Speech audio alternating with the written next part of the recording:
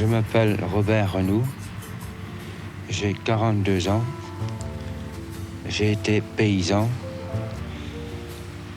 Je n'ai pas pu rester à la terre, parce que pour moi ce n'était plus rentable. Maintenant, je travaille à l'usine. Comme Robert Renoux, ils étaient des milliers à quitter leur campagne pour venir chaque jour à Sandouville, près du Havre, pour faire tourner la chaîne de la R16. Je ne savais pas ce que c'était qu'une usine. Je ne savais pas ce que c'était que l'industrie automobile. J'habitais à Gonfreuil-le-Caillot. On était des campagnards, quoi. On n'avait rien vu. Ça a été un choc énorme. Un choc énorme. Le bruit, l'activité, les machines,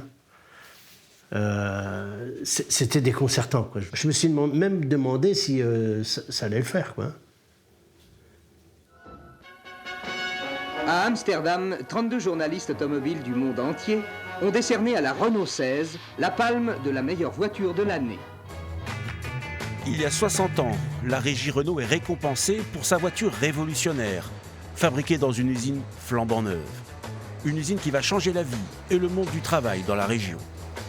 Après les ouvriers agricoles, les marins doivent aussi se reconvertir. C'est le début de la fin pour les paquebots transatlantiques.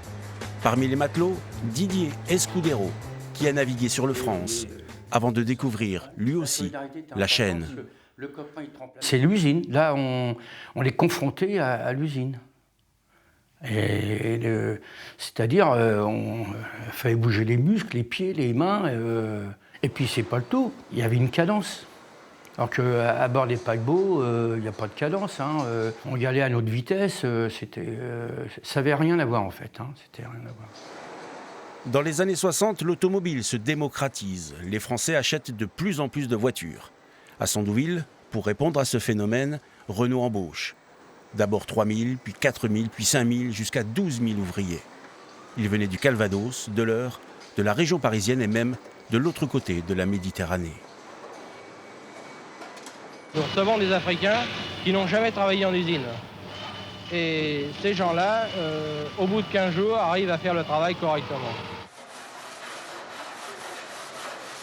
Chez Renault, on peut dire que c'est un carrefour de nationalité. Bon, il y a la communauté africaine, la communauté blanche et la communauté noire. Il n'y avait pas de distinction, donc les postes étaient mélangés. Donc, surtout quand en chaîne, on trouve un peu partout. Tu peux avoir en français, ici en africain. Si ça dépend. Ça dépend du besoin du travail à faire en chaîne. La révolution Sandouville, c'est également l'arrivée des femmes dans un monde d'hommes. Par centaines, elles découvraient les nouveaux métiers de l'industrie, loin de ceux où elles étaient alors cantonnées. Après quelques années au PTT, Micheline Lègre a postulé pour travailler dans les ateliers de la régie. À part couturière, dactylo, c'était à peu près les seuls trucs qu'on avait. Donc les femmes venaient, et puis on les mettait dans tous les secteurs. Mais à l'époque, c'est pas l'individu qui était payé, c'était le poste. Que vous soyez homme, femme, vous occupez le poste, vous êtes payé pareil. Bon, naturellement, s'il y avait des postes un peu plus payés, bien souvent c'était les hommes qui l'avaient, il ne faut pas se tromper. À l'époque, Renault s'appelait encore la régie. Et travailler pour la régie, c'était, pour un ouvrier, l'assurance de bien gagner sa vie. Oui, l'espace, oui. L'espace, même ma première paye que j'ai ramenée à la maison, je gagnais le double de mon père. Et mon père m'a dit « Oh bah, dis donc, t'as le double de moi ». Et lui, il était toujours ouvrier agricole. Renault payait assez bien par rapport aux entreprises sur le Havre. Donc, quand le travailleur vient, que ce soit africain ou autre, il cherche du travail un peu partout. Bon, le mieux pour lui, c'est de trouver là où on paye mieux, quoi. Donc voilà, Renault était là. La première chose que je crois qu'on a acheté quand on était à la régie, c'était d'avoir la voiture. Et puis après 68, ça a été l'achat de la maison. Vendredi, 23h. Ces anciens paysans, après une journée de travail à l'usine, vont mettre 1 heure pour rentrer dans leur village. C'était bien payé, mais c'était dur. Travailler à la chaîne, travailler de nuit, travailler dans le bruit, travailler dans le rythme. Là, aujourd'hui, il fallait faire 550 pièces à l'heure. Non, là, ça va encore, mais il y a des presses, les cadences ne sont pas faisables. Près du Havre, Renault fabrique ses modèles haut de gamme. Ça commence donc avec la R16, puis la R12, la R15, la R17, la R20, la R30.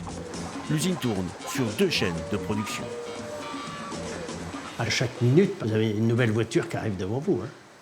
Vous avez un écart entre deux de 1 mètre. Votre pièce que vous avez mise sur la précédente, là, etc. J'ai travaillé sur les hauts-vents de l'Avin, il fallait que je fasse 900 pièces, avec 14 points sur chaque pièce. Oui, ça en donne. Puis avec la pince qu'il faut bouger, ça frotte sur vos épaules. Puis ça fait ça à longueur de journée.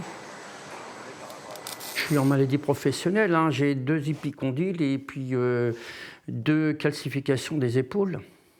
Dans le bus, je me souviens, un gars de Torvier-les-Ifs qui était assis à côté de moi, un jour, un vendredi, il n'en pouvait plus. Il n'en pouvait plus, il m'a dit oh, j'en peux plus. On n'appelait pas ça du burn-out parce que c'est un terme qu'on ne connaissait pas, mais il était dedans, il était en plein dedans. Et le lundi, il a arrêté, il a quitté Renault, il n'en pouvait plus. Ah oui. Et pour les femmes, à la pénibilité du travail s'ajoutait la violence des rapports avec certains collègues masculins. Comment les hommes voyaient ça? Comment c'était admis Oh là là, ça, on était mal vus. Micheline travaillait à la fabrique des sièges.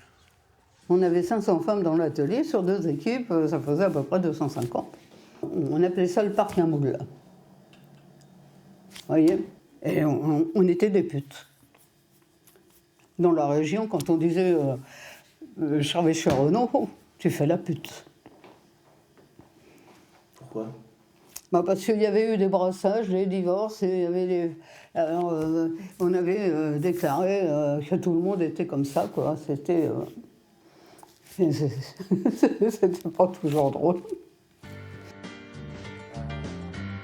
Alors pour tenir dans ce monde étourdissant et abrutissant, il fallait trouver d'autres centres d'intérêt que la chaîne et ses boulons.